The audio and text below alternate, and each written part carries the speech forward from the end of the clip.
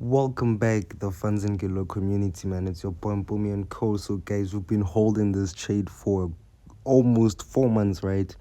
So, some of you guys have been here with me from the very beginning where I gave out this potential play right here, right? So, this potential play, when the market broke, we stated that we're going for a very deep swing trade, right? We're going for a very deep swing trade. So the market did push up, and this was a, let's see the percentage, 7.40 potential take on this trade, and we only risked 0.86%, right? So we've been holding this trade for almost 4 months, like I stated. So it's almost complete. You want to see if it will still push and complete this whole setup, but so far everything is looking good. And like I stated, the market has been choppy in this area, right? So that's what I said on my previous market breakdown. If you do go for sales, yeah, you might get trapped by the market, right? Because it's being choppy right here.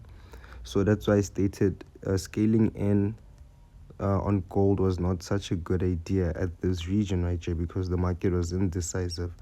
Unlike the first entry, which was here, it was good because the indecisiveness of the market was happening here. The manipulations occur mostly when the market is choppy. So that's why I stated avoiding that area of scaling in, right? So that's basically it for gold.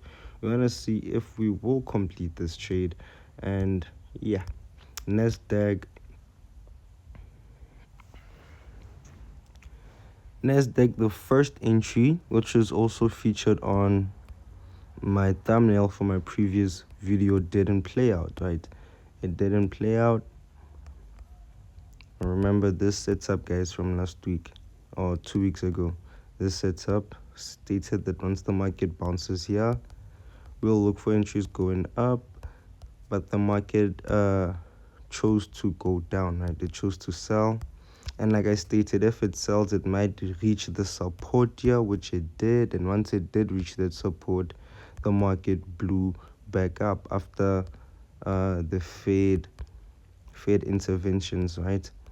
When Powell said they were cutting rates, so the market did bloom and it followed that setup beautifully. So that was a nice 1.70% move.